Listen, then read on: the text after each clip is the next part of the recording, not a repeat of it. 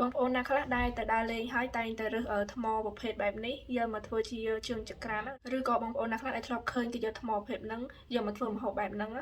ហើយថ្ងៃនេះខ្ញុំនឹងប្រាប់អ្នកនរគ្នាពីរឿងមួយបើសិនជាអ្នកនរគ្នាអត់ដឹងទេហើយអ្នកនរគ្នាអនុវត្តតាមគឺម្ហូបអ្នកនរគ្នាគឺអត់បានញ៉ាំទេគឺនឹងដូចបែបនេះហើយយើងគិតថាធម្មតាទេប៉ុន្តែបើយើងរើសថ្មអត់ត្រូវគឺវានឹងផ្ទុះបែបហ្នឹងហើយប្រភេទថ្មអញ្ចឹងគឺវាស្រូបទឹកណាអ្នកនរគ្នាអញ្ចឹងយើងមិនគួរយកប្រភេទថ្មហ្នឹងយកមកពីក្នុងទឹកឬក៏ថ្មដែលនៅក្បែរមាត់ទឹកអីទេដោយសារតែប្រភេទថ្មហ្នឹងគឺវាស្រូបទឹកដូចនៅក្នុងវីដេអូដែលគេដាក់បង្ហាញអញ្ចឹងនៅពេលដែលថ្មហ្នឹងវាស្រូបទឹកហើយយើងរើសថ្មហ្នឹងយកទៅធ្វើជើងចង្ក្រានឬក៏យកមកចម្អិនបែបហ្នឹងនៅពេលដែលថ្មហ្នឹងវារងសម្ពាធកម្ដៅកាន់តែខ្លាំងទៅហើយវាធ្វើឲ្យទឹកសំណើមដែលជ្រាបចូលទៅក្នុងថ្មហ្នឹងវាដូចថាវាពុះវាក្តៅអញ្ចឹងហើយវាមិនដឹងថាចេញតាមណារួចគឺវានឹងផ្ទុះបឹងហ្មងអ្នកនរគ្នា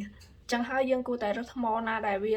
នៅឆ្ងាយពីប្រភពទឹកឬក៏យើងត្រូវតែប្រកាសថាថ្មនឹងវាស្ងួតដើម្បីកុំឲ្យជួបរឿងបែបហ្នឹងបើជួបរឿងបែបហ្នឹងម្ហូបរបស់យើងនឹងខ្ទេចហើយអ្នកនរគ្នាហើយក៏វាអាចបង្កដល់គ្រោះថ្នាក់ដល់យើងផងដែរ